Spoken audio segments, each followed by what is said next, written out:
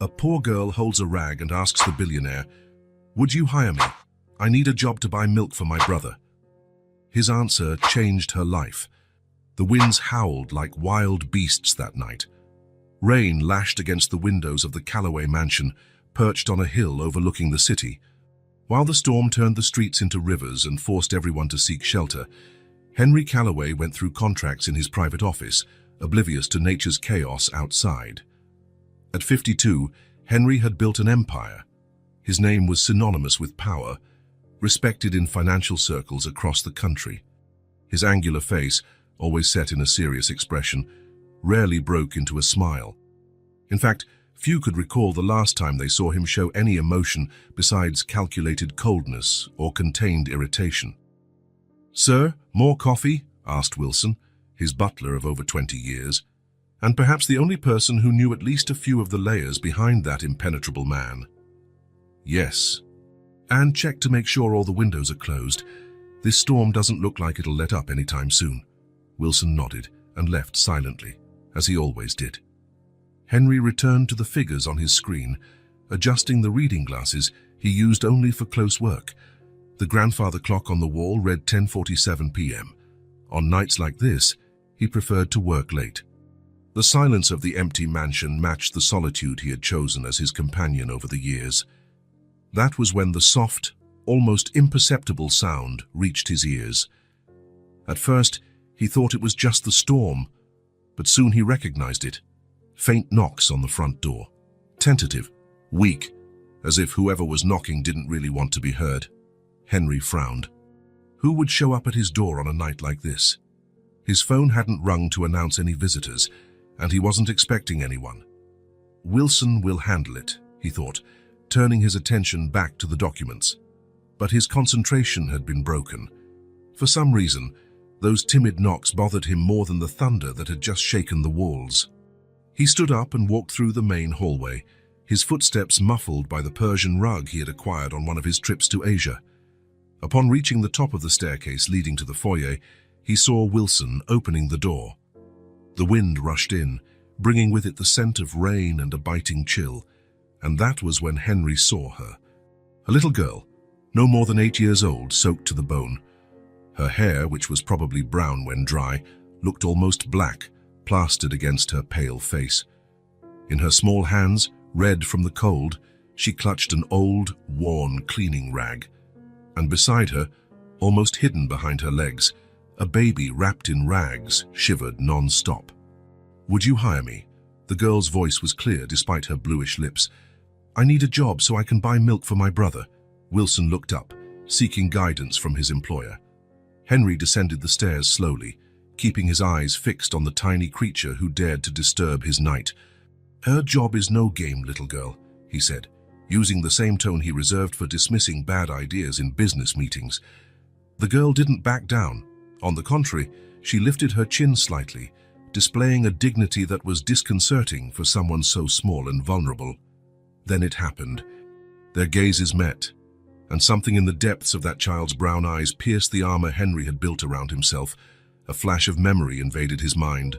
Another pair of eyes, identical to these, closing forever in a hospital bed. Sarah, his younger sister. The resemblance was unsettling. The same determined look, the same silent courage when facing the inevitable.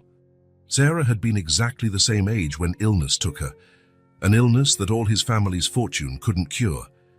Henry felt his hands tremble slightly. He clenched them into fists, trying to push away the memory he had buried so long ago. "Sir?" Wilson's voice brought him back to the present. Henry realized he was standing in the middle of the stairs, staring at the girl without saying a word. "Mr. Calloway is not hiring at the moment," Wilson began to explain, with the kindness his employer never showed. Henry descended the last few steps. The girl watched him with a mixture of hope and resignation. He noticed then that she was not just wet, she was starving. The hollow cheeks and thin body told a story her pride tried to hide. "What's your name?" Henry surprised himself by asking. "Emily," she answered, "and this is Noah, my brother." The baby coughed, a weak, wet sound that made Emily tighten the rags around him even more. Henry pushed away the thought that invaded him and out of habit, reached into his pocket for some money. That was what he always did, solve problems with money. A few bills, and his conscience would be clear.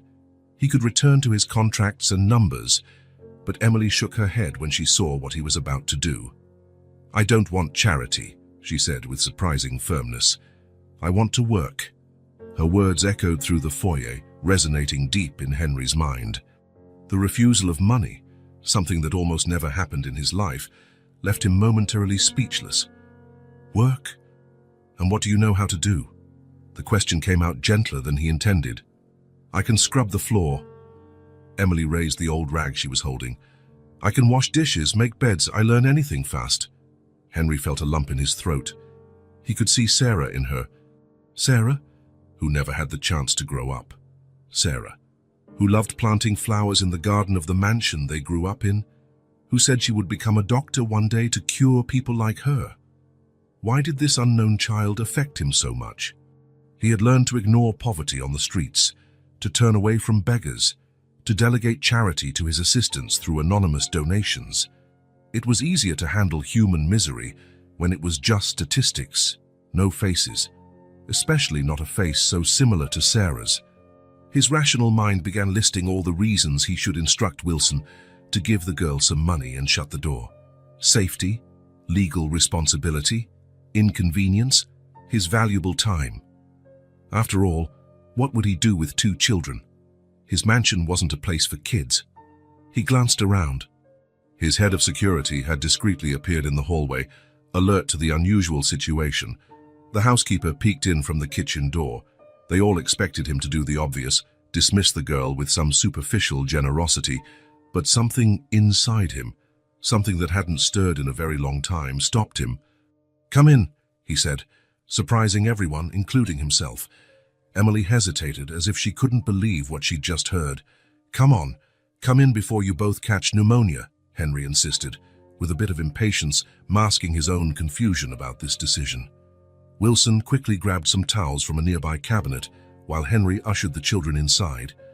Emily took careful steps, leaving small puddles on the spotless marble floor. The warmth of the mansion enveloped the 3 of them immediately, a shocking contrast to the biting cold of the storm.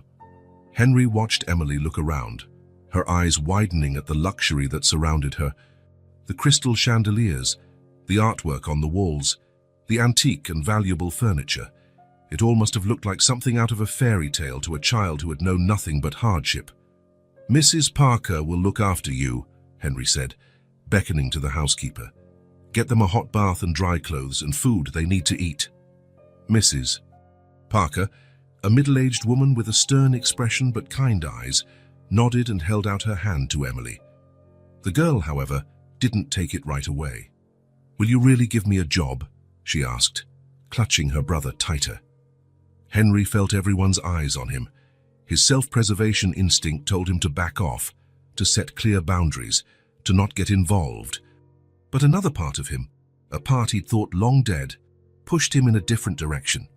"We'll handle that later," he answered, avoiding a direct promise. "Right now, you both need to get warm and have something to eat." Emily nodded, finally accepting Mrs. Parker's hand. As she was led upstairs, Henry noticed she never let go of the old rag. That worn piece of cloth seemed to be more than just a cleaning tool. It was a symbol of her determination, of her dignity. "Sir, if I may," Wilson began, clearly concerned about the unusual situation. "Not now, Wilson," Henry cut him off, still watching the stairs where the children had disappeared. "Prepare a hot meal, something simple. I doubt empty stomachs can handle anything too fancy." Wilson nodded and left, leaving Henry alone with his thoughts. He walked over to the nearest window and watched the storm still raging outside. Somewhere in that same city lay the place where those children came from. Somewhere so terrible that it made a little girl brave the rain with a baby in her arms, not to seek shelter, but to seek work. An hour later, Henry was back in his office, trying unsuccessfully to return to work. His mind kept drifting to the children. Mrs. Parker had told him they'd already bathed, put on clean clothes they'd found, and eaten a simple soup. The baby, she said, was warm now but seemed weak and possibly ill. A soft knock on the door interrupted his thoughts. "Come in," he said, expecting Wilson with an update. But it was Emily who appeared, wearing pajamas that were clearly too big and likely belonged to someone on the staff. Her hair, now clean, was indeed brown, falling in gentle curls around her shoulders. "May I talk to you?" she asked, with a confidence that contrasted with her vulnerable situation. Henry motioned to the chair in front of his desk. Emily sat down, her feet barely touching the floor. "Thank you for the food and the clothes," she began. "Noah's already asleep. He always gets very tired after eating." "Where did you two come from, Emily?" Henry asked directly. The girl lowered her eyes for a moment, as if picking her words carefully. "Our parents died 6 months ago," she explained. "Car accident. A social worker placed us in a shelter, but it was awful. The older kids hit Noah and stole our food." Henry felt an inexplicable surge of anger at the thought. "So we ran away," Emily continued. "I found an empty basement in an abandoned building. A man who sells newspapers on the corner let me stay there sometimes, especially when it rained a lot. He's the one who told me I might find work in the big houses on the hill." She spoke like a miniature adult, forced into maturity by necessity. Henry realized she probably had to grow up very quickly over the past few weeks. "What about the baby? How did you manage to feed him all this time?" Emily bit her lip. "Sometimes I got a few dollars by sweeping the bakery's sidewalk. Other times," she hesitated, "other times I just took what I needed from dumpsters behind supermarkets."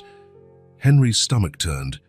The image of that child rummaging through garbage to feed her brother was almost too much to bear. "Why didn't you ask for help? There are social services in the city." "They would have separated us," Emily answered promptly. "I heard the social workers talking. Noah is small, babies get adopted more easily. I promised our parents I'd take care of him." The determination in her voice deeply affected Henry. He remembered his own promise to Sarah on her deathbed, that he would live enough for both of them, that he would accomplish great things. A promise that drove him to build his financial empire, but which had dried up his capacity for human connection in the process. "And you think you can work here?" he asked, returning to the original topic. "I can." Emily straightened in her chair. "I'm strong and learn quickly. At my old school, before everything happened, I was the top student." There was a spark of intelligence in her eyes that Henry couldn't deny, the same spark Sarah had. Emily's story touched something deep within him. It wasn't just her physical resemblance to Sarah that disturbed him, but the combination of fragility and strength she displayed. She was small and vulnerable, yet showed unyielding determination to protect her brother. Henry realized he was at a crossroads.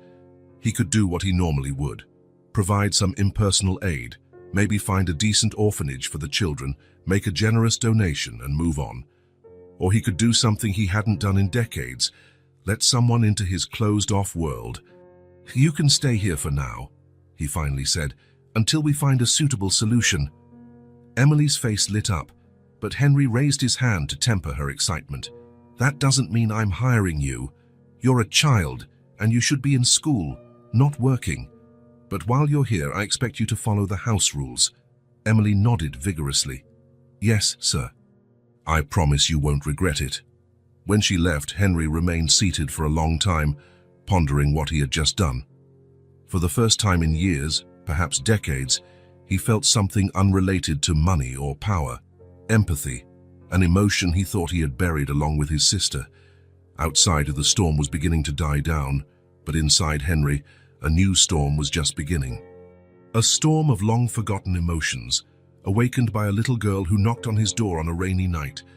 He didn't know it yet, but that night would mark the start of a profound transformation in his life, a journey that would lead him to rediscover parts of himself he believed lost forever. "The blue room will do," Henry told his butler as they climbed the mansion's grand staircase. "It's spacious and has that spare bed we can use for the baby." Wilson nodded, mentally noting his employer's instructions. "I'll ask Mrs. Parker to get everything ready right away. As for clothes for the children, have someone buy whatever they need in the morning," Henry interrupted. "For tonight, improvise with what we have, and call Dr. Collins to check on the baby as soon as possible. He doesn't look well." The butler hesitated for a moment. "Sir, if I may ask, How long do you plan for the children to stay? Henry paused in the hallway, staring at a painting on the wall, a painting of the countryside home where he spent summers as a child with Sarah. It was a simple question, but one he had no answer to. As long as necessary, he finally said vaguely. A few hours later, Emily sat timidly on the edge of the huge canopy bed in the blue room. Her eyes scanned every detail: the cloud-patterned wallpaper, the reading chair by the window, the soft carpet under her feet, and the small crib the staff had brought in for Noah. Everything seemed too unreal. Mrs. Parker finished placing some clothing into a dresser. These should fit for now. Tomorrow we'll have proper clothes for both of you. Emily touched the soft fabric of the pajamas she was wearing, so different from the rough, worn clothing she was used to. How long are we staying? The housekeeper looked at her kindly but evasively. That depends on Mr. Calloway, but don't worry about that now. Rest. Your little brother is sleeping soundly. Indeed, Noah was in a deep sleep in the makeshift crib, wrapped in clean, soft linens, wearing an expression of peace Emily hadn't seen in months. When the door closed, leaving her alone with her sleeping brother, Emily couldn't lie down right away. She walked to the window and watched the rain, now weaker. Out there was the hostile world she knew. Constant fear, hunger, helplessness. In here, what was this? A temporary shelter? A trap? The luxury around her scared her almost as much as it attracted her. She felt like an intruder in a world that wasn't hers, and she knew from experience that good things rarely lasted. Don't get used to it, she whispered to herself, a habit she'd adopted in recent months of loneliness. By tomorrow, it could all be over. The next morning, Henry had his usual coffee in his office when Wilson brought him the news. Dr. Collins examined the boy. He has a mild respiratory infection, but nothing serious. He prescribed antibiotics and recommended more nutritious meals. As for the girl, she refused to leave the room until she was sure her brother was okay. Henry nodded, absorbing the information without showing emotion. She asked if she can start working already, Wilson went on, with a slight tone of amusement in his voice. He insisted that she wants to pay for your hospitality.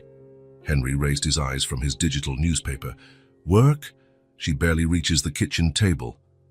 Even so, she seems very determined.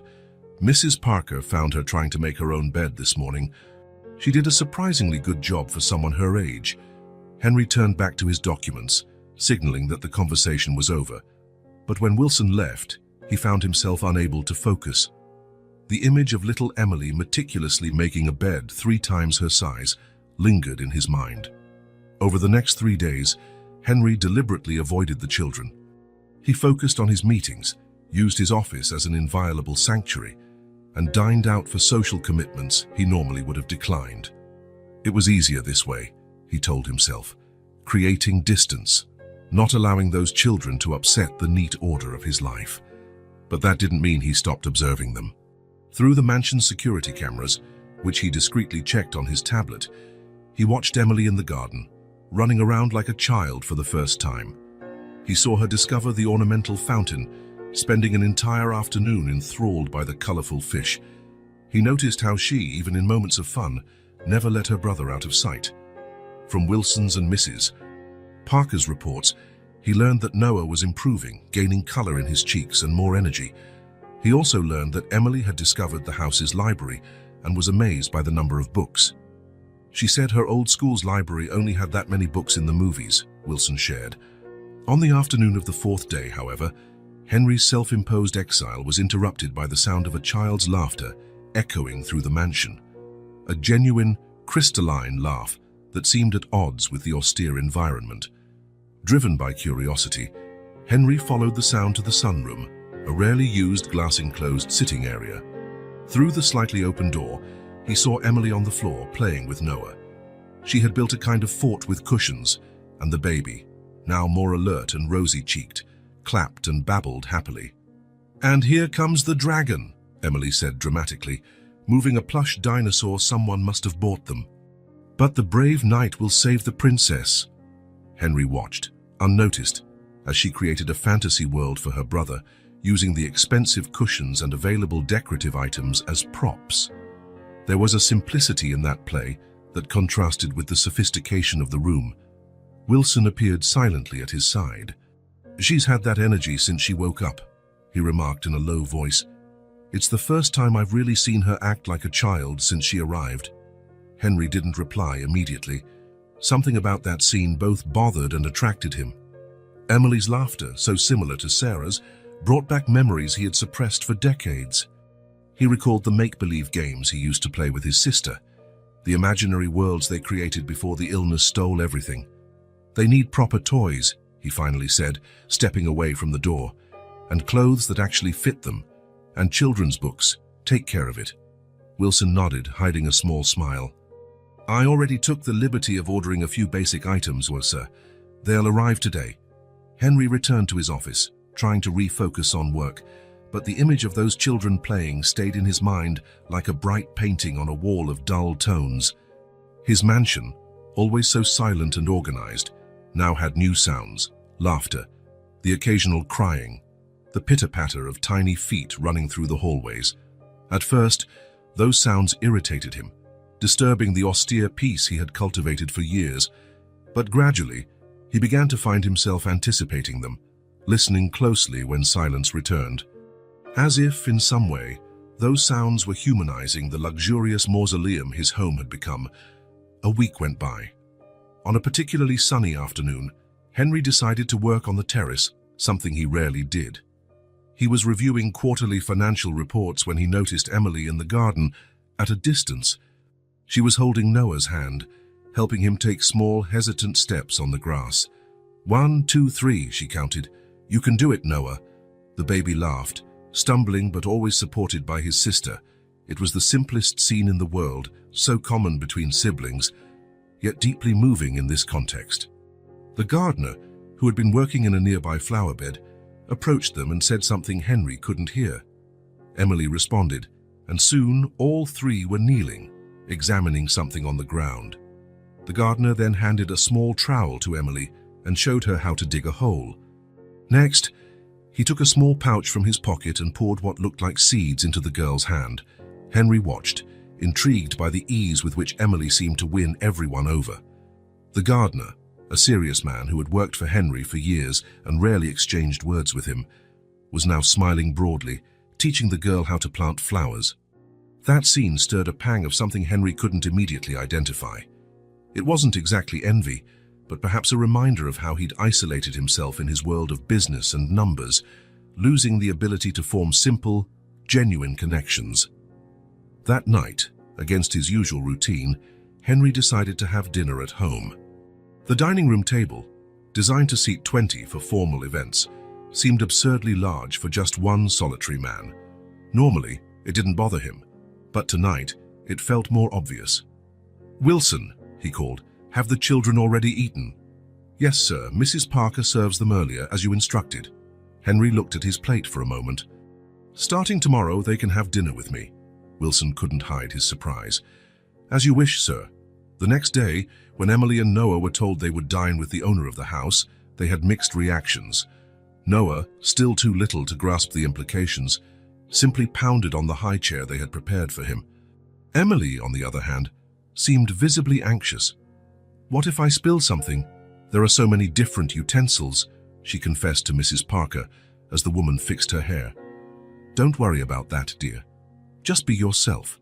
The dining room, with its imposing chandelier and antique furniture, intimidated Emily. When Henry entered, she straightened her posture, trying to appear older than she was, the way she always did when she wanted to be taken seriously. "Good evening," said Henry, sitting at the head of the table. "I hope you're comfortable." Emily nodded, unsure how to behave. The silence that followed was broken only by the clinking of utensils and Noah's occasional babbling. "I saw you in the garden today," Henry finally ventured, trying to start a conversation. "What were you planting with Mikhail?"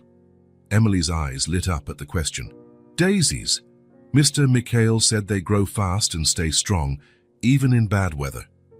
"Like you," Henry commented without thinking, surprising himself with the remark. Emily smiled shyly. "He let me choose the spot to plant them. I put them near the fountain, where we can see them from our window." Our window, Henry thought. She already considered that space hers, her home. That should have bothered him. After all, this was supposed to be temporary, right? But strangely, it didn't. "Do you like flowers?" he asked, remembering how Sarah had loved the garden. Emily nodded enthusiastically. "My mom had a small garden in our old apartment, just a few pots on the balcony, but she took care of them every day." It was the first time Emily mentioned her parents. Henry realized that even though he knew they were orphans, he'd never truly considered what that meant for them, especially Emily, who was old enough to be fully aware of the loss. "Your mother must have been a good gardener," Emily smiled at the memory. "She used to say that plants are like people. They need care, patience, and a safe place to grow." Henry felt a pang in his chest. The simple wisdom of that phrase, coming from a child who had lost everything, moved him deeply. The rest of the dinner flowed more easily. Emily asked about the paintings on the walls, about the places Henry had visited, about the books in the library. Her questions, though childish, were insightful, showing a genuine curiosity Henry rarely found in adults. In the days that followed, dining together became a habit.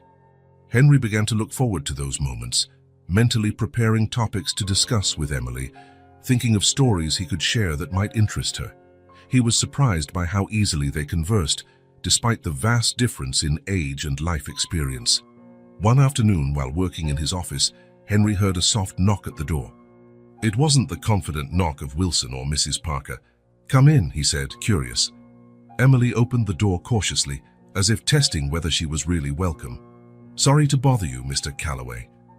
"What is it, Emily?" he asked, setting aside the documents he'd been reviewing. She hesitated, holding something behind her back. "I made something for you. To thank you for everything." She handed him a drawing on colored paper. It was a simple depiction of the mansion, with stick figures representing Henry, Emily, Noah, Wilson, and Mrs. Parker, all holding hands in front of the house. At the top, in carefully drawn but slightly uneven letters, it read, "Our family." Henry took the drawing gently, as if it were a valuable document. A whirlwind of emotions hit him. Surprise, discomfort, a warm feeling in his chest that he hadn't felt in years. Family, he thought. It was a word he had lost the meaning of since the deaths of his parents and Sarah. A word he avoided, along with all the emotional commitments it implied. "It's very nice, Emily," he finally managed to say. "Thank you." The smile she gave him in return was so radiant, it seemed to brighten the entire austere office. "Can I help you with anything?" she asked, eyeing the stack of papers on his desk. "I'm good at organizing. At school, the teacher always asked me to rearrange the classroom library." The offer was so genuine that Henry couldn't bring himself to refuse it completely. "Actually," he said, improvising, "you could help me organize these catalogs by color. Can you do that?" Emily nodded seriously, as though she had just received a very important mission. Henry separated some harmless art and antique furniture catalogs, nothing confidential, and showed her how he wanted them arranged. It was a simple, almost unnecessary task, but the enthusiasm with which Emily approached it made Henry feel strangely content. As she worked in the corner of the office, sorting the catalogs into color-coded piles, Henry watched her covertly. She was so determined, so serious in each movement. It was almost comical for someone so small, yet it was also deeply moving. She clearly wanted to prove her worth, to show she deserved to stay. What Emily didn't realize was that she had already done more than enough. She had brought something back to the Calloway mansion that had been missing for decades: life. Over the following weeks, small but significant changes took place in the mansion's routine. Henry's office, once forbidden territory for everyone but Wilson, now received regular visits from Emily, who brought drawings, small discoveries from the garden, or simply came to chat. Noah, now recovered and growing more active by the day, explored the house with the insatiable curiosity of a healthy toddler, coaxing smiles even from the most serious staff members. The house, once resembling a pristine but lifeless museum, now occasionally had toys scattered about, colorful drawings taped to the refrigerator, and the constant sound of little footsteps and childish laughter. Henry still struggled internally with the attachment growing within him. He told himself he was merely fulfilling a moral obligation, that he would soon find a suitable place for the children, that his life would return to normal. But each time Emily called him to see a newly bloomed flower in the garden, or whenever Noah took a step on his own and everyone celebrated as if it were a great achievement, something inside him changed. One morning, Henry was awakened earlier than usual by a commotion in the house. He left his room to investigate and found staff members rushing around and Mrs. Parker looking alarmed. "What happened?" he asked, alarmed himself. "It's Noah," the housekeeper explained. "He disappeared from the bedroom. Emily is frantic, looking everywhere." Henry felt his heart clench. "Get everyone searching. Check every corner of the house and the grounds, now." He personally joined the search, checking all the places a baby might hide or, worse, get hurt. The mansion, with its numerous rooms, stairs, and hidden nooks, suddenly seemed like a dangerous labyrinth for a small child. It was Wilson who finally found Noah, sleeping peacefully under Henry's desk, hugging a teddy bear. When Henry arrived, he saw Emily kneeling beside her brother, tears of relief streaming down her face. "He's okay," she whispered. "I don't know how he got out of his crib. I was supposed to be watching him." She looked so small and vulnerable then, carrying a responsibility far too heavy for her young shoulders, that Henry felt something break inside him. Without thinking, he knelt beside her and placed a hand on her shoulder. "It wasn't your fault," he said softly. "Kids do things like this. You can't watch him every second." Emily looked at him, surprised by the physical contact and by the kindness in his voice. "But I promised to take care of him."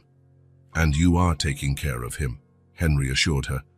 "Better than many adults would. But you don't have to do it alone anymore."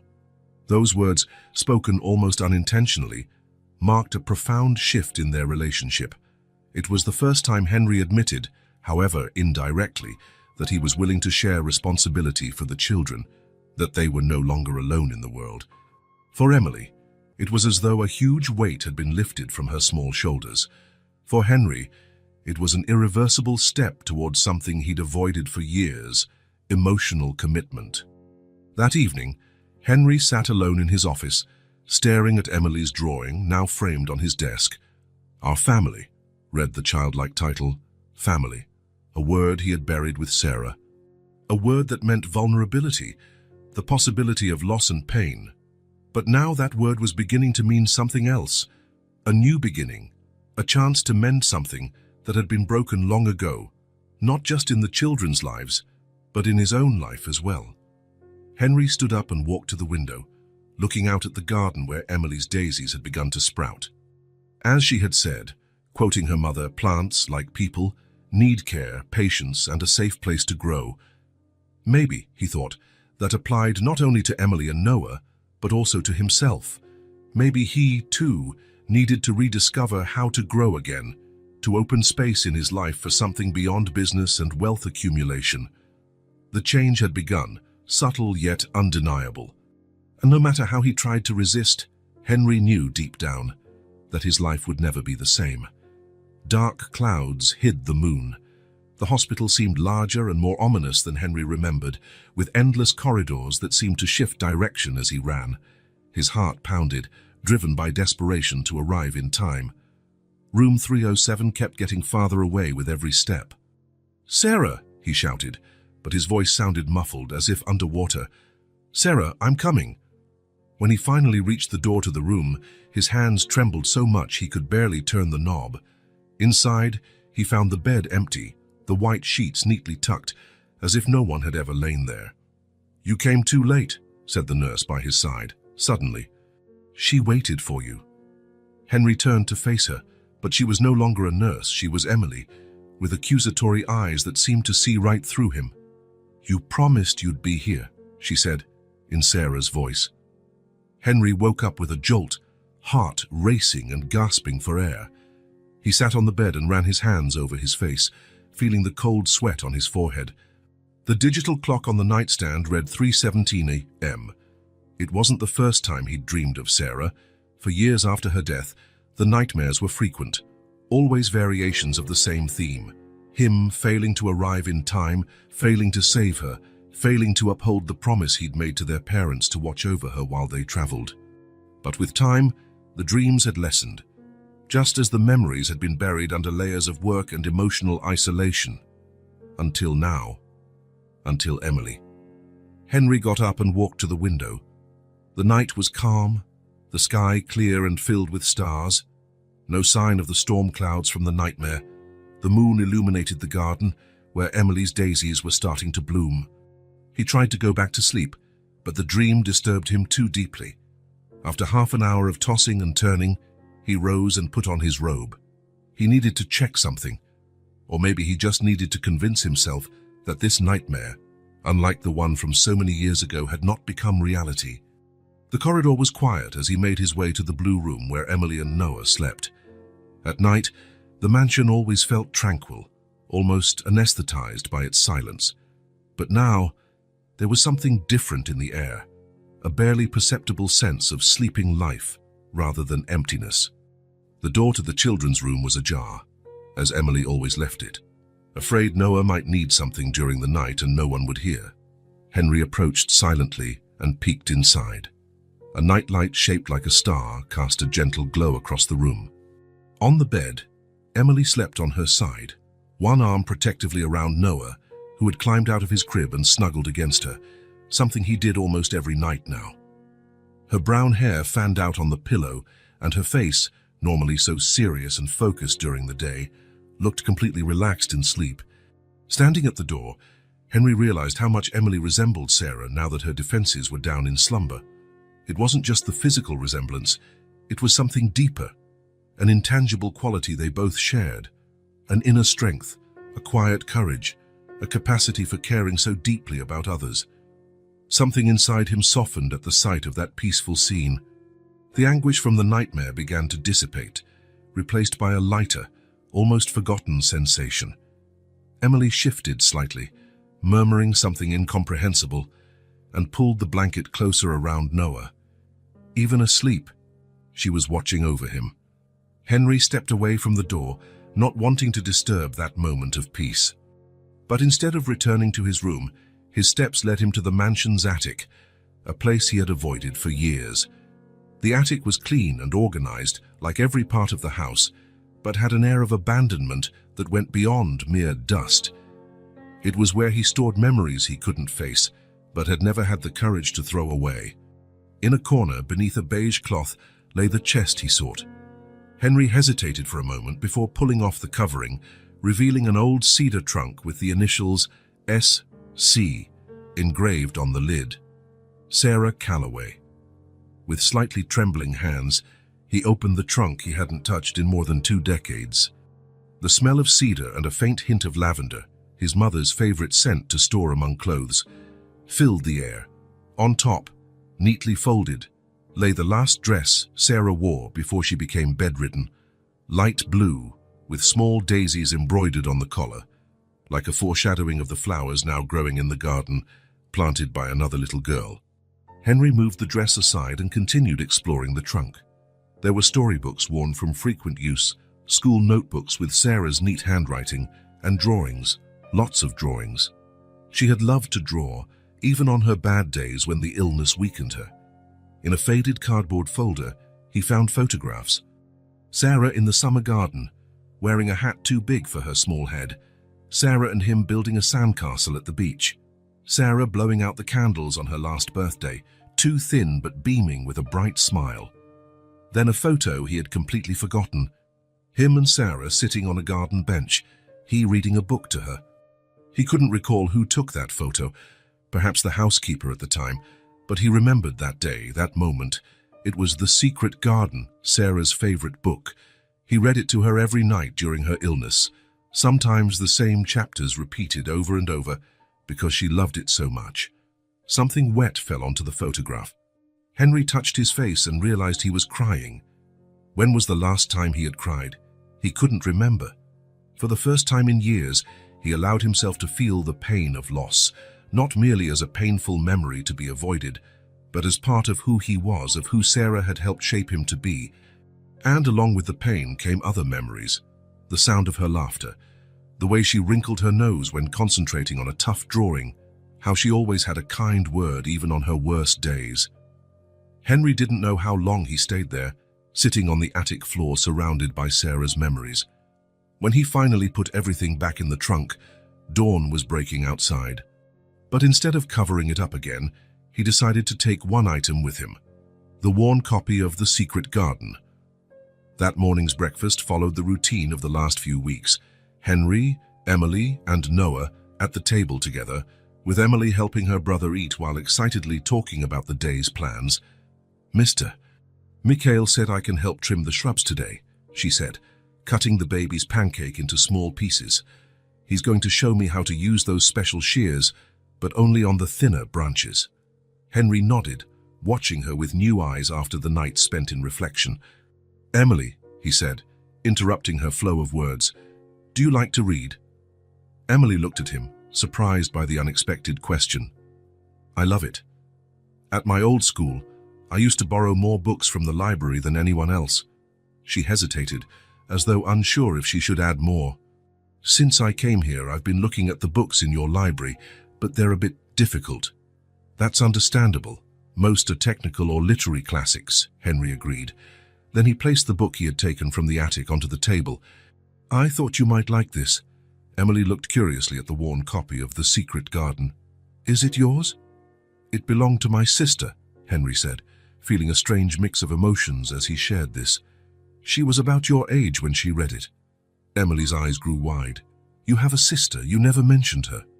"I had," he corrected softly. "She passed away when she was still a child, a long time ago." Emily picked up the book carefully, as though it were precious and fragile. "I'm sorry," she said with the sincerity only children can express. "What was her name?" "Sarah." "That's a pretty name," Emily commented, flipping through the yellowed pages. She stopped at one page where a pressed, dried flower lay. "She kept flowers in her books too. I used to do that with the flowers my mum gave me." Henry smiled faintly, recalling Sarah's habit. "Yes, she loved doing that. She said it made the flowers last forever, like the stories."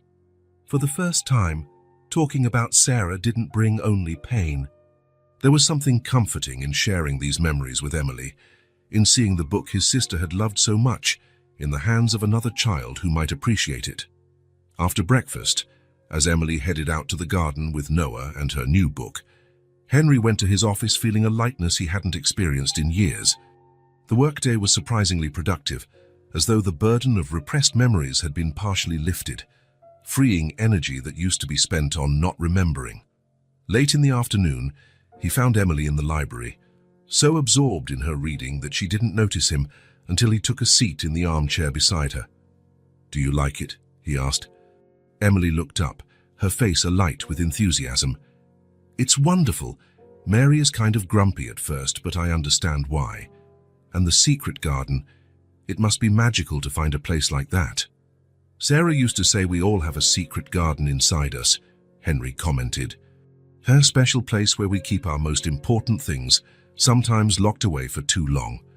Emily pondered that with the seriousness she often displayed, like how your heart was locked up after she died. The directness of her question caught Henry off guard. That was exactly it. His heart had become a locked garden after Sarah's death, and he'd thrown away the key, convinced it was safer. "Something like that," he admitted. "How did you know?" Emily shrugged with the simplicity of a child's logic. "You seemed sad when we first came. Not sad like crying, but sad inside. My mum was like that after my dad died until she passed away too." They shared a moment of silence, acknowledging two different but parallel losses that built a bridge of understanding between them. "I think Sarah would have liked you," Henry finally said. Emily's face lit up as though that was the greatest compliment she could receive. In the days that followed, Henry started integrating Emily into his routine more actively. During breakfast, he would simplify and explain some of the projects he was working on. Emily listened attentively, asking surprisingly insightful questions for her age. "Why are you buying that factory if it's not profitable?" she asked once, after Henry mentioned a recent acquisition. "Because sometimes the value of something isn't in what it is now, but in what it can become," he explained. That factory has good workers and equipment, just poorly managed. With the right changes, it can become very productive. Emily nodded, absorbing the information. Like me and Noah. When you found us, we weren't profitable. She pronounced the word carefully, clearly repeating a term she had heard. But you saw we could get better with help. The analogy caught him off guard. It's not exactly like that, Emily. People aren't businesses. But isn't the principle the same? She persisted. Investing in something or someone because you believe in their potential even when others don't see it. Henry looked at her with newfound respect. You're right. In a way, it's a similar principle. In the afternoons, after the homeschooling he had arranged for Emily, they often ended up in the library together. He showed her maps of places he had visited, explained basic business concepts using simple examples, and sometimes just listened while she read aloud, her pronunciation improving every day.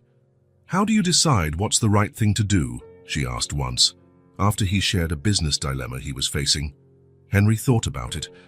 Usually, I try to analyze all possibilities and choose the one that yields the best long-term outcome. But how do you know which one is best? Well, in business, it's usually the one that brings the most profit to the company. Emily frowned, not entirely satisfied with the answer. What if the choice that brings the most money hurts other people? Her question, in its childlike simplicity, touched a sore spot. How many times, over the years, had he made decisions based purely on numbers, ignoring the human impact? Hostile takeovers, factory closures in small towns where they were the main employer, job cuts to boost quarterly profits. That's an excellent question, Emily, he finally said. The truth is, I haven't always made the best choices in that regard. But a truly good decision should consider not just profit, but also the people affected by it. Emily smiled, satisfied with his honesty. My mom used to say that before making a decision, we should ask if we'd be proud to share it with someone we love. Henry felt a pang in his chest. How many of his past decisions would pass that test? How many would he be proud to share with Sarah, if she was still alive? That was when he realized something extraordinary. Emily wasn't just learning from him, he was learning from her. Her simple but profound questions made him question the values and practices he had taken for granted for decades. At night, when he tucked her in, a new ritual that had recently begun and that they both seemed to enjoy, Emily often shared her thoughts and worries of the day, trusting him in a way no one had for a very long time. Do you think my daisies will survive the winter? She asked one night, after watching the weather forecast predict a cold snap. Daisies are quite hardy flowers, he assured her, but if necessary we can build a little shelter to protect them. Emily looked relieved by the answer. As he rose to leave, she took his hand. Thank you for letting us stay, she said with a sincerity that tightened his heart. I prayed every night for a safe place for Noah, and then we found you. Henry felt a lump in his throat. I think maybe I needed to find you too, he admitted, almost in a whisper.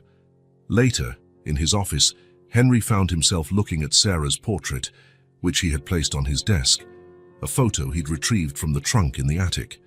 Next to it was Emily's drawing, with its stick figures under the heading Our Family. For the first time, he allowed himself to think about the future, not just in terms of business and acquisitions, but in terms of people, Emily and Noah. The plans he could make for them, the security he could provide, the family they could become.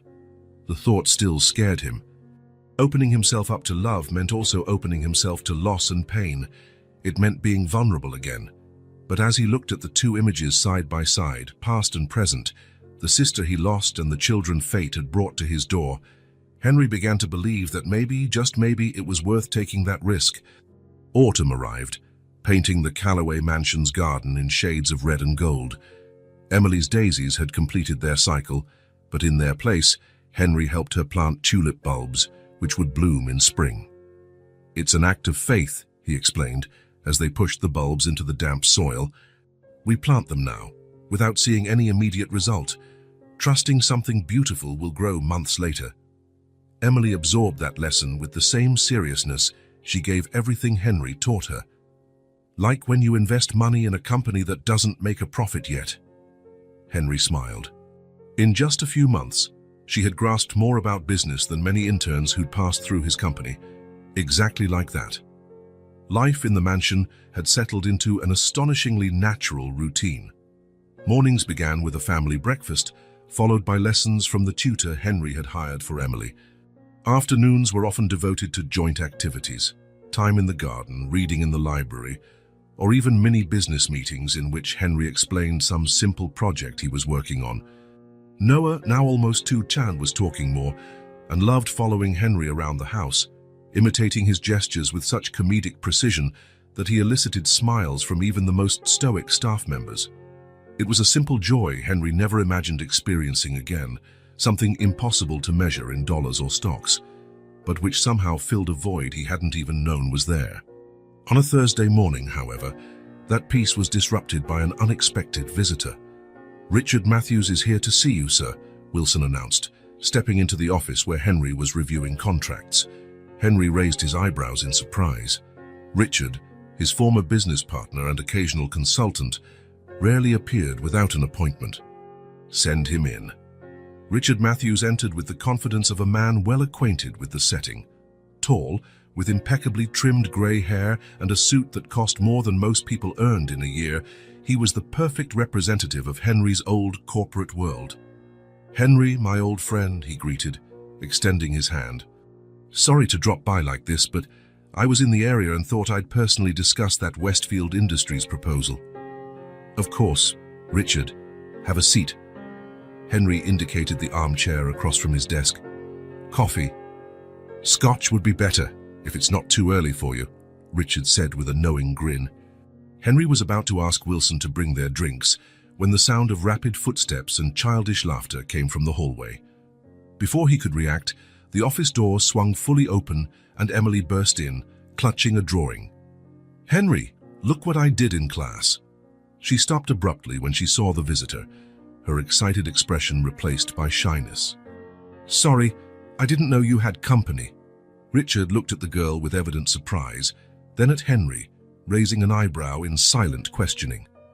"It's fine, Emily," Henry reassured her. "This is Mr. Matthews, a business associate. Richard, this is Emily." Emily, recovering her composure, extended her hand as she'd learned to do. "Nice to meet you, Mr. Matthews." Richard shook her hand politely, though his eyes still showed confusion. "Pleasure is mine, Emily. Are you a visiting relative?" Before Henry could answer, Noah appeared in the doorway, followed by Mrs. Parker, who seemed somewhat out of breath from trying to catch up with the children. "Apologies, Mr. Calloway," the housekeeper said hastily. "They slipped away during the tutor's break." "It's all right, Mrs. Parker," Henry replied, noting Richard's increasingly puzzled look. "Emily, why don't you and Noah show Mrs. Parker your new drawing while I talk with Mr. Matthews? Then you can show me later." Emily nodded, looking a bit disappointed but understanding. "Come on, Noah. We need to let Henry work." She took her brother's hand and left the office, not without a final, curious glance at the visitor. When the door closed, Richard let out a short, incredulous laugh. "Henry, since when does anyone call you by your first name, and who are these kids? Don't tell me you finally got married without my knowledge." Henry poured 2 glasses of scotch from a bottle he kept in the office cupboard. "It's a long story, Richard." "I'm all ears," his friend replied, settling back in the chair. "I confess I'm completely intrigued. The Henry Calloway I know barely tolerates adults, let alone children." Henry sat, wondering where to begin. Richard was one of the few who knew about Sarah, having met Henry shortly after the tragedy when they were both starting their careers. "They're orphans," he finally said. "They showed up at my door during that big storm a few months ago. The girl was looking for work so she could feed her brother."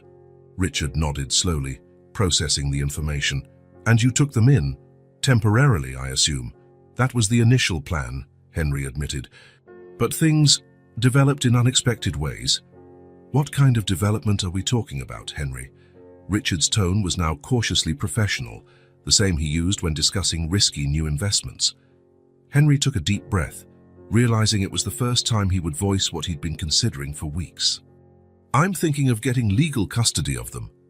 Richard nearly choked on his drink. "You what?" he coughed. "Have you lost your mind?" I know it seems strange, Henry began. Strange. Richard set his glass down, harder than necessary. It's utterly insane, Henry. You're not exactly father material, no offense, but your life is your company. Always has been. Things change, Richard. Yes, they do. People like us buy new homes, invest in emerging tech, maybe even get married again. We don't adopt random children who appear at our door. Henry felt a stab of irritation. They're not random children to me. Richard leaned forward, his tone now softer, almost condescending. Henry, I understand you might be going through some sort of crisis, or maybe the girl reminds you of Sarah, but you can't make a decision of this magnitude based on momentary emotions. Mentioning Sarah hit a raw nerve. Richard was right, at least partly. Emily did remind Henry of Sarah, not just physically, but in spirit. But was that all? Was his connection to these kids merely a desperate attempt to relive a lost past? It's not just that, he protested. Though his voice lacked the usual conviction, Richard seized on the hesitation to drive his point home. Henry, why are you involving yourself in this? They're not your responsibility. There are systems in place to take care of orphans, systems that work well, especially when funded by someone like you. Have you seen how some of these places are, Richard? Not all of them are bad. There are excellent institutions, especially the private ones. Richard paused and studying his friend. If you're truly concerned about their welfare, you could easily fund their stay in one of the best private homes in the country. Hell, you could fund an entire orphanage if you wanted to. Henry remained silent, considering his friend's words. Richard had always been the voice of reason in business, the one who kept him from making impulsive decisions that could cost millions. Perhaps he was right now too. And don't think this won't affect your business, Richard continued. You really believe your shareholders will stay calm, knowing the man who manages their investments has suddenly decided to become the father of 2 kids. They'll question your judgment, your stability, especially once they learn how impulsive this decision was. It wasn't impulsive, Henry objected, though doubt was growing inside him. They've been here for months. Months? Richard let out a humorless laugh. Henry, you spent more time analyzing the purchase of that property in Chicago than you have on this life-altering decision. He paused, his tone softening. Look, I'm not saying to throw them out on the street.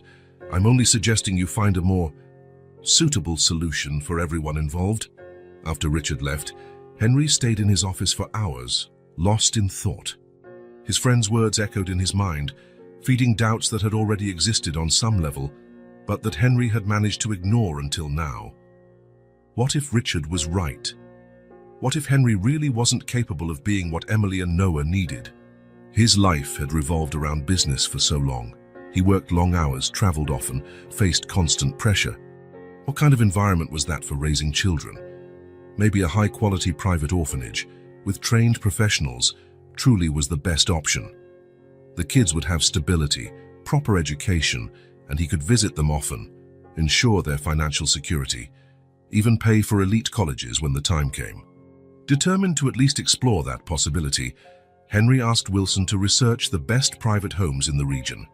2 days later, he had a detailed report about St. Clara Institute, a highly reputable institution about an hour away. They have excellent facilities, Wilson said, showing photographs on his tablet. Individual rooms for older children, regular psychological support, an on-site school, and a range of extracurricular activities. Henry nodded, examining images of well-lit classrooms, neat and orderly bedrooms, well-equipped play areas. It was undoubtedly a first-rate place. Many children less fortunate than Emily and Noah would never dream of having access to somewhere like that. Schedule a visit for tomorrow, he decided. Don't mention anything to the children yet. That night, Henry couldn't sleep. He tossed and turned, thinking about how he would break the news to Emily. How would he explain that? Despite everything they had shared these last few months, he couldn't be what she hoped for. That another institution, no matter how well equipped, would become her home. The visit to St. Clara Institute was just as impressive as the photographs suggested. The director, a middle-aged woman with kind yet professional manners, showed him every facility, explaining the educational programs, the children's routines, and the policies on visits and adoption. "We rarely have vacancies," she explained, "but for someone with your influence, Mr. Calloway, we can certainly make an exception, especially considering your generous donation." Henry nodded, trying to ignore how uncomfortable it felt.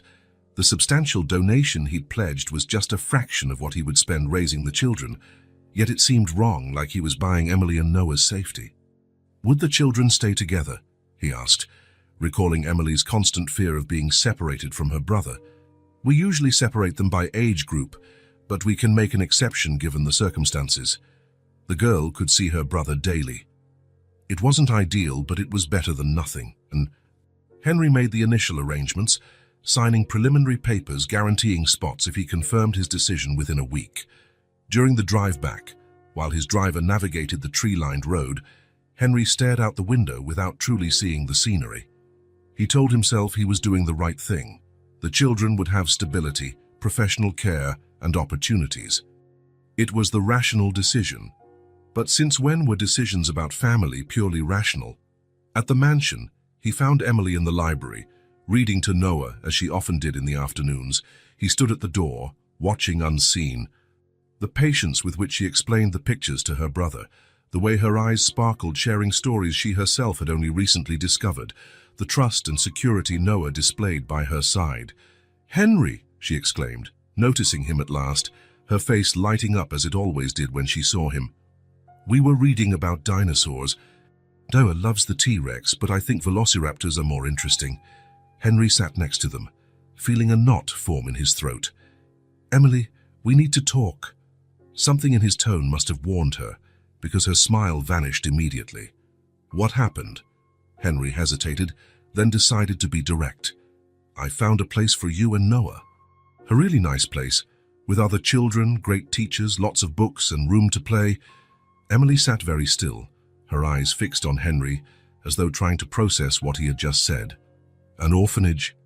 It's more like a residential school," he corrected, though he knew the distinction meant little. "You'd both have every comfort, the best education." "But we wouldn't stay here," she interrupted, her voice small and controlled, as though afraid that showing emotion would make things worse. "We wouldn't stay with you." "I'd visit often," Henry promised, "and I'd make sure you had everything you needed." Emily lowered her head, her tiny body seeming to shrink before Henry's eyes. Noah, sensing the change in mood, nestled closer to his sister. "Did we do something wrong?" Emily finally asked, her voice barely above a whisper. The question hit Henry like a physical blow. "No, of course not. You've both been wonderful. Then why do you want to get rid of us?" "That's not it, Emily. I'm trying to do what's best for you." She lifted her gaze, eyes glistening with unshed tears. "I thought staying here was best for us."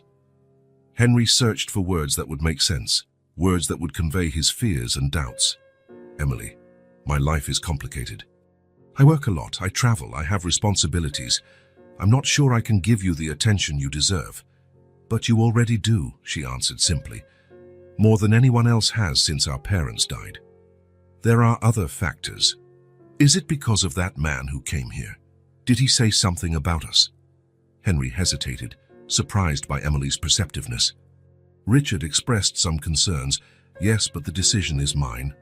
Emily nodded slowly, as if finally understanding. "I always knew we'd have to leave one day," she said, showing a painful maturity for someone so young. "I just thought maybe you liked us enough to let us stay." She stood, taking Noah's hand. "I'll go pack our things." "Don't worry, we don't have much." The silent dignity with which Emily accepted the news was more devastating than any outburst could have been. As she walked away with her head held high, tears finally rolling down her cheeks, Henry saw something that cut him to the core. The same look Sarah had when the doctors said there was no more hope. The look of someone who had learned too early that life can be cruel, that dreams can be shattered, that people you love can disappear. And in that moment, like a bolt of lightning, Henry knew he couldn't do it. He couldn't be just one more person who abandoned Emily and Noah, one more disappointment in their already loss-filled lives. "Emily, wait!" he called, rising abruptly. She stopped, turning slowly as though dreading what he would say next. "I've changed my mind," Henry said, walking toward her and kneeling so he was at eye level. You're not going anywhere. This is your home now, if you want it to be. Emily's face changed slowly, hope battling distrust. Really? You're not sending us away? Really, he confirmed, feeling a certainty he hadn't felt in a long time. Richard is wrong. You are my responsibility now, because I choose for you to be. And you can call me Henry or Uncles or whatever you like, but this is your place. Emily let out a soft sob and, without warning, threw herself into Henry's arms, hugging him with all the strength her little arms could muster. Noah, not wanting to be left out, joined the embrace, his tiny hands clinging to Henry's shirt. In that moment, feeling the warmth of those two children fate had brought to his doorstep, Henry knew he had made the right decision. Not the easiest, not the most rational by corporate standards, but the only one his heart could accept. Richard and the others would have to adapt to this new reality. Because for the first time in decades, Henry Calloway was making a choice not based on what was convenient or profitable, but on what truly mattered. The family court hearing room was smaller and more welcoming than Henry had imagined. It lacked the intimidating solemnity of the courtrooms depicted in films, with dark wood paneling and a severe atmosphere. Instead, the walls were a soft shade of blue, adorned with calm landscape prints and a few potted plants in the corners. Henry adjusted his tie for the third time in 5 minutes. Next to him, Emily nervously fiddled with the hem of the new dress they'd bought just for the occasion. Noah, on Mrs. Parker's lap a few seats back, was oblivious to the gravity of the moment, playing with a small toy car. "Everything will be fine," Henry whispered to Emily, trying to reassure both her and himself. She nodded, her eyes locked on the door through which the judge would enter. "What if she says no?" "She won't," Henry replied with a confidence he didn't fully feel.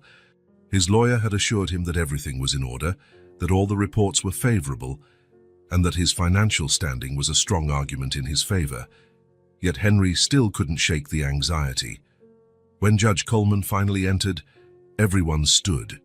She was a middle-aged woman with sharp eyes and a kind smile that seemed genuinely warm, not just a formality. After the initial procedures, she looked directly at Henry. "Mr. Calloway, I've read all the reports, and I must say I'm impressed with the children's progress under your care. The social worker has especially noted the nurturing environment you've provided and the evident bond between the three of you." Henry felt a slight wave of relief, though he knew the final verdict was still to come. "However," the judge continued, "I do have a few questions for you directly, and if you don't mind." "Of course, Your Honor." "Mr. Calloway, you have a demanding career, with long working hours and frequent travel. How do you plan to reconcile that with parental responsibilities?" Henry had rehearsed that answer with his lawyer, but in the moment, he chose honesty over prepared statements. "I've already made significant changes, Your Honor. I've reduced my business trips to the bare essentials, delegated responsibilities I used to insist on keeping for myself, and reorganized my schedule so I can be present at key moments. To be frank, these children have changed my life more than I ever imagined, and every adjustment I've made has only given me more clarity about what truly matters." The judge nodded, apparently satisfied with his answer. Then, to everyone's surprise, she addressed Emily directly. "Emily, do you feel safe and happy in Mr. Calloway's home?" The girl sat up straighter as she did when she wanted to seem more grown up. "Yes, ma'am. It's the first place since our parents died that really feels like home." "And does Mr. Calloway take good care of you and your brother?" A small smile crept onto Emily's face. "He tries really hard. Sometimes he doesn't know how to do simple stuff, like fix Noah's hair or pick out which stories are right for my age, but he learns fast." Her straightforward reply elicited discreet smiles throughout the courtroom, including from the judge. "And do you want to stay with him? Become a legal part of his family?" "More than anything in the world," Emily said, her voice firm despite the obvious emotion. "He's already our family. We just need the papers to say so." The judge watched Emily for a moment, then reviewed the documents in front of her. The silence in the room was almost tangible as everyone awaited her decision.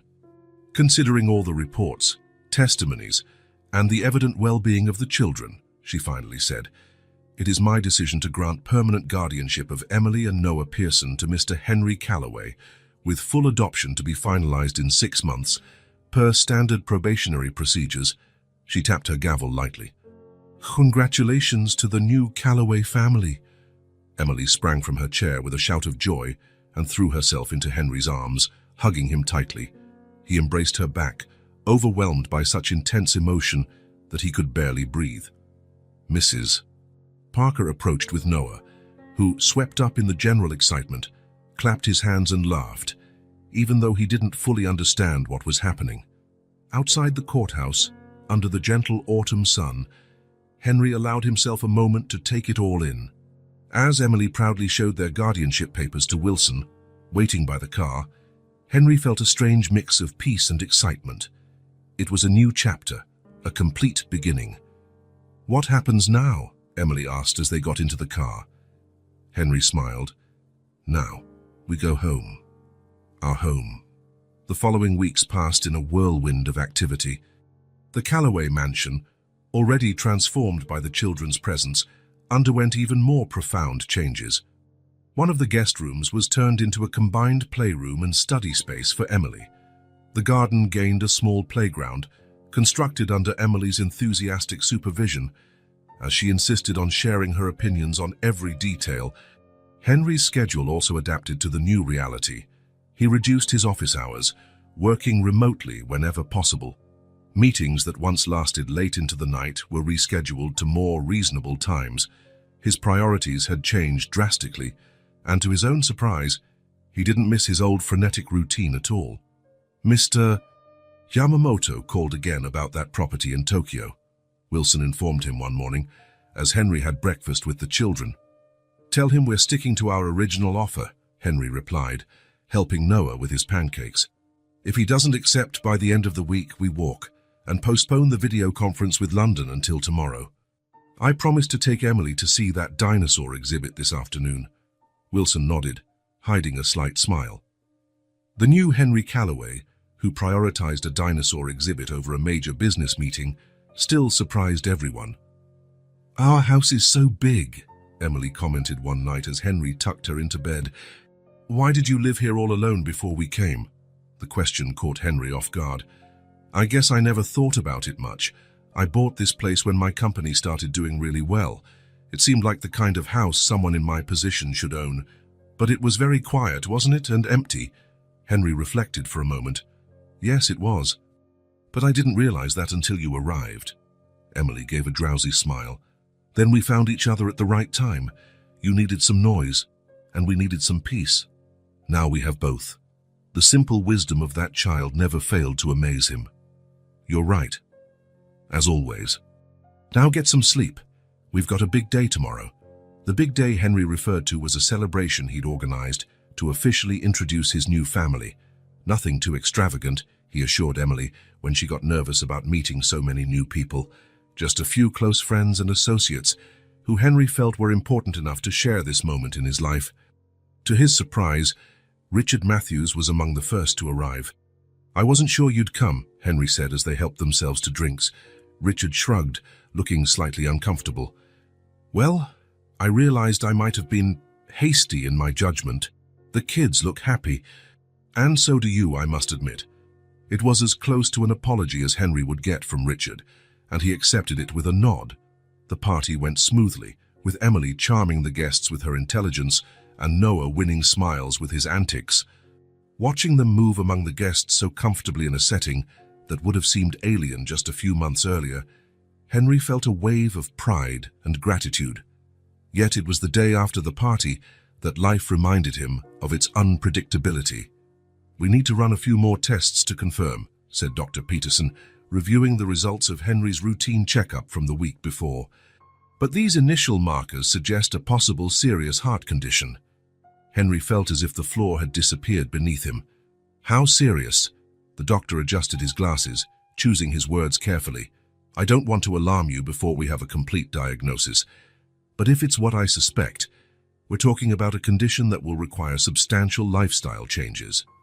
Possibly ongoing medication and sédations depending on how it progresses, even surgical procedures in the future." "Am I dying, doctor?" The question came out more directly than he intended, but Henry needed to know, Not immediately, no, the doctor said firmly. With proper care, many people with similar conditions live productive, fulfilling lives for decades. But I can't deny that this is serious, Mr. Calloway. Stress, long work hours, poor diet, all of that will have to change. Henry nodded mechanically, scheduled the additional tests, and left the office in a daze. In the car, instead of asking the driver to take him to the office as planned, he instructed him to go to the nearby park.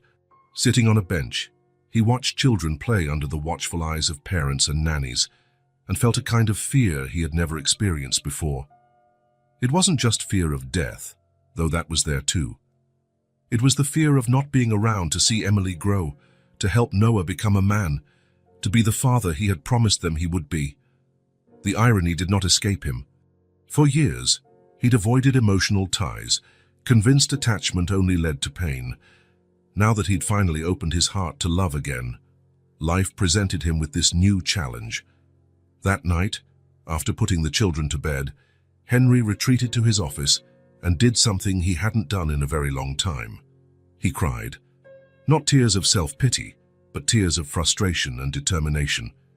He would not let this illness, this threat, take away the second chance life had given him. The next morning, with renewed clarity, Henry began to act. First, a meeting with his lawyer to update his will and create a trust fund for the children. Next, a thorough review of his business operations to identify areas that could be delegated or restructured. I need you to oversee the Asian operations directly, he told Jonathan, his most experienced vice president. And I want Terry to lead the European expansion instead of me. Jonathan, who had worked with Henry for nearly a decade, couldn't hide his surprise. This is unexpected. Any particular reason for the shake-up? Several reasons, Henry replied vaguely. Mainly a re-evaluation of priorities. My family responsibilities require me to be more present here. It wasn't a lie, just a partial version of the truth.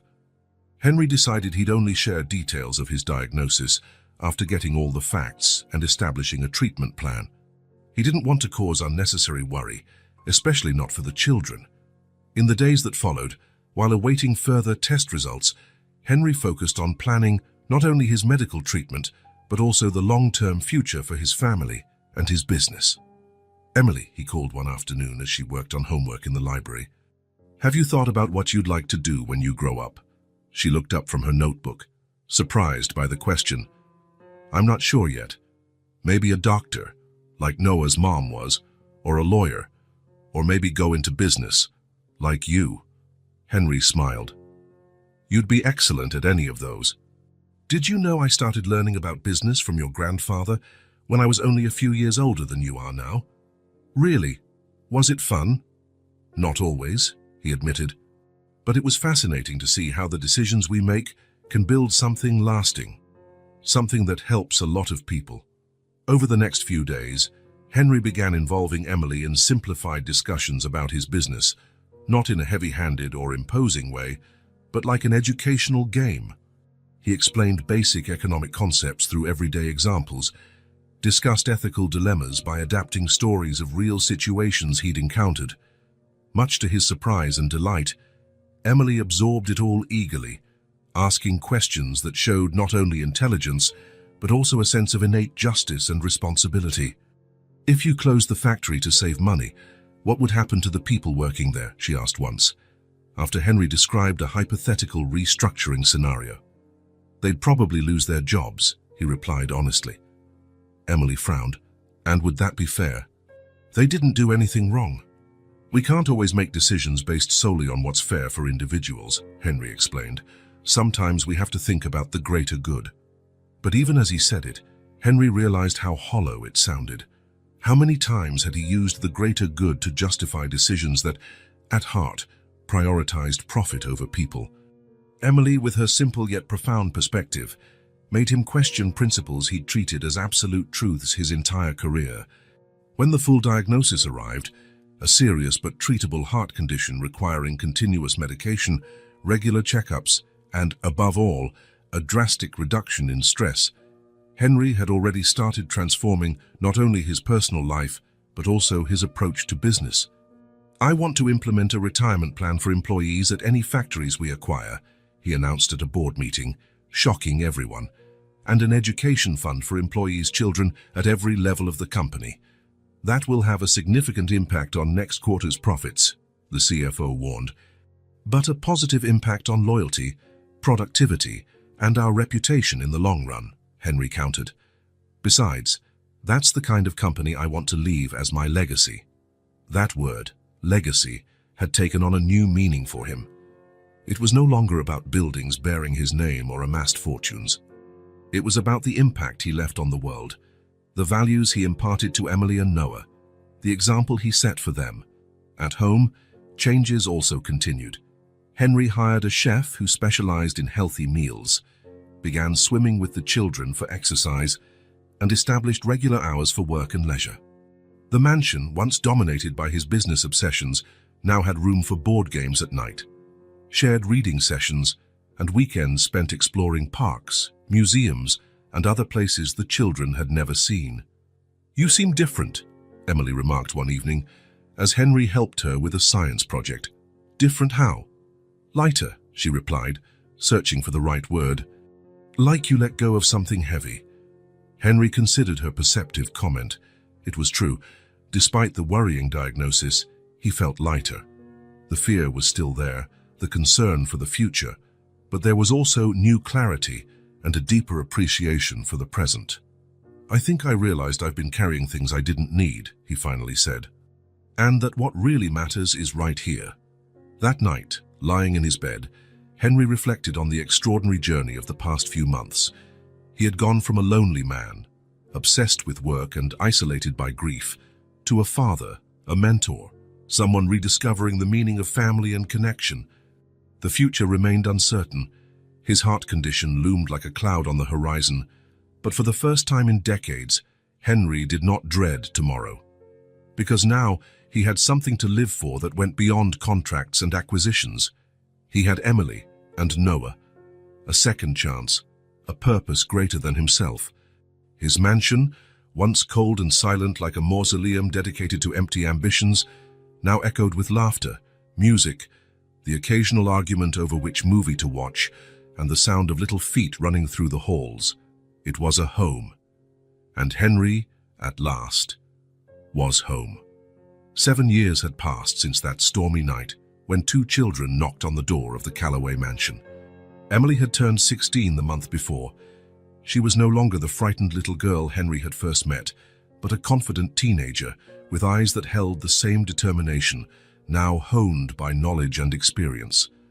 Noah, at 9, was energetic and inquisitive, with an impressive talent for math and science. Though he had no memory of life before the Calloway mansion, he grew up hearing how he'd arrived there, wrapped in his sister's arms on a stormy night. Henry watched them both with pride. His hair was almost completely grey now, and the lines on his face had deepened. His heart condition, though controlled, had left its mark. He moved more slowly, but his eyes shone with a clarity missing from the frantic executive he once was. On that Saturday morning, Henry entered his home office and found Emily already at his desk, analyzing spreadsheets on the computer. "Working so early?" he asked, pouring himself some coffee. Emily looked up and smiled. "Just going over those reports from the Asian division. I think I've found some inconsistencies in the third quarter numbers." Henry raised his eyebrows. "What kind of inconsistencies?" Emily turned the monitor so he could see. "Look here.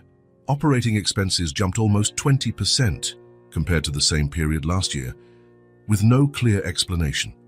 And when I cross-check production data, the margins look even stranger." Henry studied the numbers, impressed not only by her observation but by the depth of her analysis. "You're absolutely right," he agreed. "I'll order a detailed audit first thing Monday." Emily nodded and resumed typing. "I've also been thinking about that expansion project in South America. I read about a local non-profit that offers technical training for underprivileged youth. We could partner with them for workforce development, creating a talent pipeline while also positively impacting the region."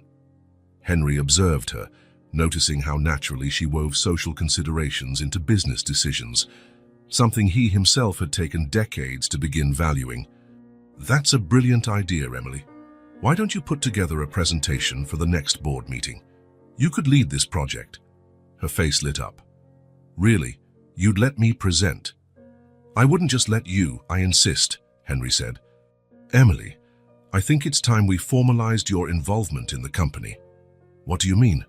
I'm considering creating a position for you, something like Director of Social Innovation, on a part-time basis so it doesn't interfere with your studies, but it'll give you official exposure to company operations.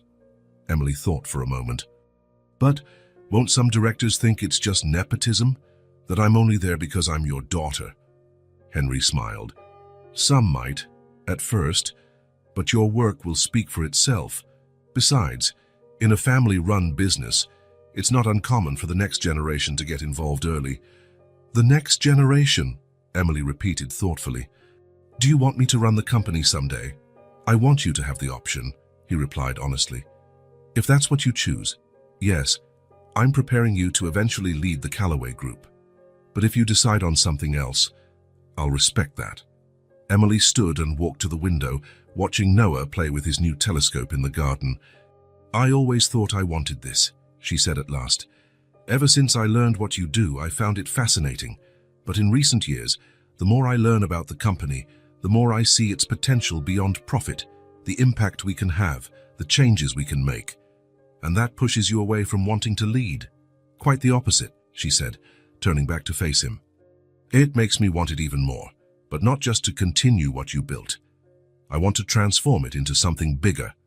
In the following weeks, Henry announced the creation of a new division in the company, Social Innovation and Sustainable Development, which would be led by Emily under his direct supervision. The board's reaction was mixed. Some veteran executives voiced concerns about Emily's youth and inexperience. Others welcomed the idea, seeing it as an opportunity to modernize. Emily's first official initiative was a partnership with non-profits in South America to provide technical training to at-risk youth. Her presentation to the board was flawless. Precise data, realistic projections, and a thorough risk-benefit analysis. The program won't just provide a skilled workforce for our local operations, she explained. It will also transform the company's relationship with the communities where we operate, from a mere resource exploiter to a partner in regional development. The project was unanimously approved, impressing even the skeptics. Over the next 4 years, Emily's involvement in the company steadily grew, balanced by her academic commitments. She graduated from college with honors and officially took on the role of Vice President of Strategy and Sustainable Development. Her initial training program in South America was so successful it became a model for similar initiatives in other regions.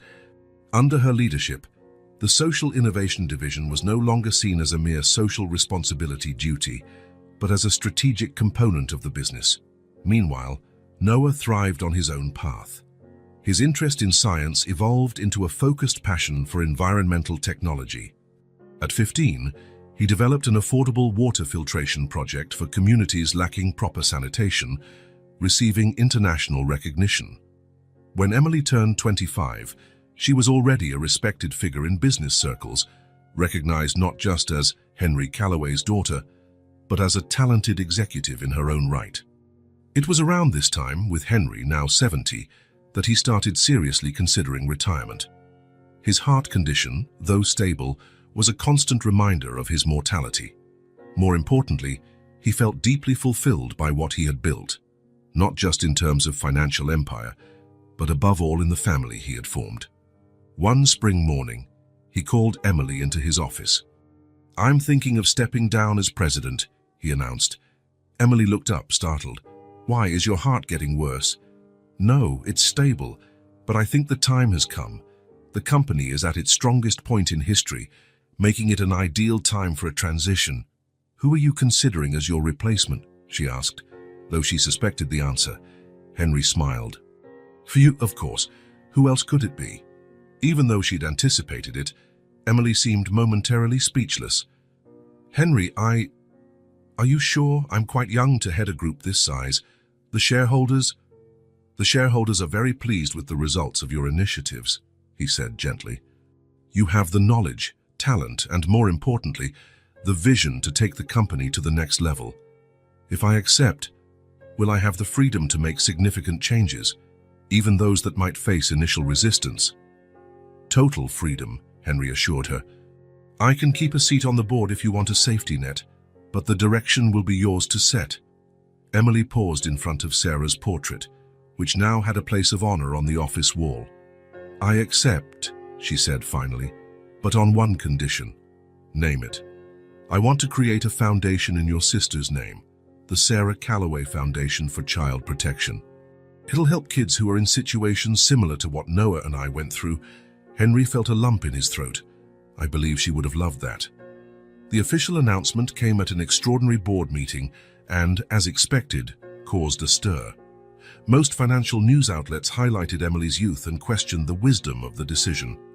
Some analysts predicted a drop in the company's stock.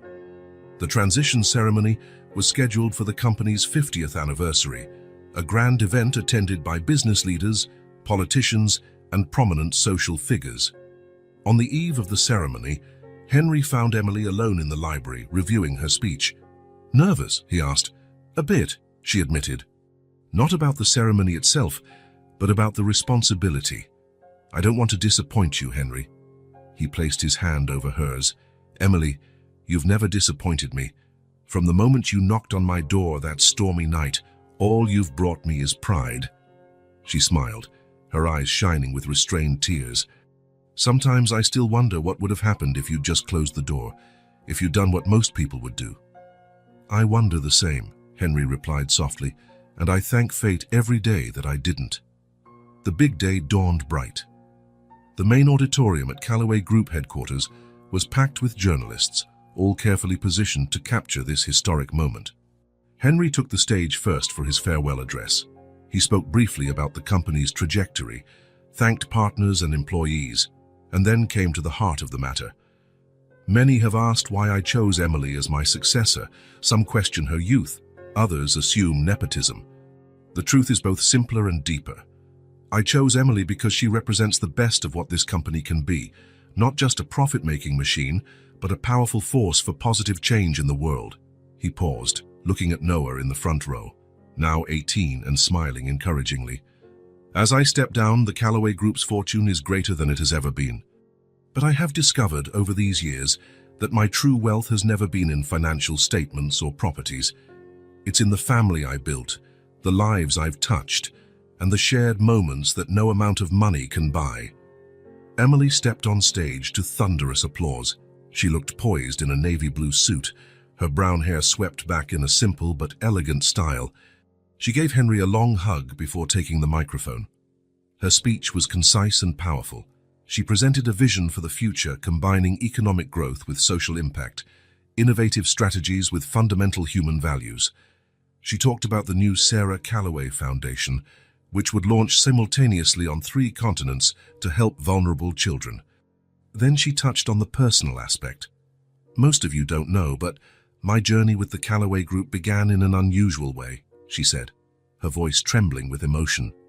On a stormy night, my brother and I knocked on Henry Calloway's door, 2 desperate orphans looking for a way to survive. A murmur rippled through the audience. This part of the family's story was known only to a select few. Henry could have done what many would do, give us a little money and close the door. But instead, he gave us a home. More than that, he gave me a future. He taught me not only about business, but about responsibility, compassion, and the power we have to make a difference in people's lives. She looked directly at Henry, who felt a mixture of pride and profound emotion. Today, as I accept this position, I make a promise. The Calloway Group will be more than a successful company. It will be an example of how business can and must be a force for social transformation, because I've learned from Henry that a person's or a company's true value isn't measured by what it accumulates, but by what it shares. The applause was deafening as Henry joined Emily on stage again for the official photo marking the transition. The moment he symbolically handed over the keys to the company was captured by dozens of cameras and would grace the covers of newspapers and magazines the next day. After the formal ceremony, there was an elegant reception in the corporate headquarters gardens. Tired of the formalities, Henry found a quiet corner to watch Emily converse with important guests. Noah found him there, carrying 2 glasses of juice. "Emily's doing great," the young man commented. "Yes, she's always known how to command a room," Henry said with a smile. "What about you? How do you feel about all this change?" Noah shrugged. "It's strange, in a good way. Emily was born for this, and you deserve some rest." Henry chuckled softly. "Rest? I'm not sure I know how." Later, when most of the guests had left, Henry walked alone in the mansion's garden. The daisies Emily had planted on that first day had multiplied, spreading through entire flower beds, resilient and vibrant, just like the girl who'd chosen them. "There you are," Emily's voice reached him. She had slipped off her high heels and walked barefoot across the grass, something she had done since she was a child. "Just getting some air," he said. "Quite a ceremony." "It was perfect," she replied, stopping beside him. Noah joined them, carrying a small box. "We almost forgot to give you this," Noah said, handing Henry the package. Inside was a silver plaque with an inscription, "For Henry Calloway, who never closed the door. With eternal love, Emily and Noah." Henry felt his eyes fill with tears. Emily moved closer and hugged him. "Thank you for never closing that door," she whispered in his ear. Henry felt a tightness in his chest, different from the pangs his heart condition sometimes caused. This was the tightness of pure fulfillment, of deep gratitude for how life had turned out. The soaking wet little girl who had once knocked on his door, clutching an old rag and protecting a baby, was now a strong young woman about to lead an empire. The shivering infant was now a brilliant young man with an unlimited future. And he, who once thought his life revolved solely around contracts, acquisitions, and financial statements, had discovered that true wealth was never in business, but in the love and human connection he'd found when he least expected it. "I think it's me who should be thanking you," Henry replied, holding tight to the 2 young people who had become the center of his world. "You've given me far more than I could ever repay." As he watched the sunset over the garden, with Emily and Noah by his side, Henry felt a peace he had sought his entire life without knowing. The circle was complete, his legacy secure, and the journey, though different from anything he had ever imagined, had been infinitely richer and more meaningful than his most ambitious dreams. That stormy night had brought more than 2 helpless children to his door.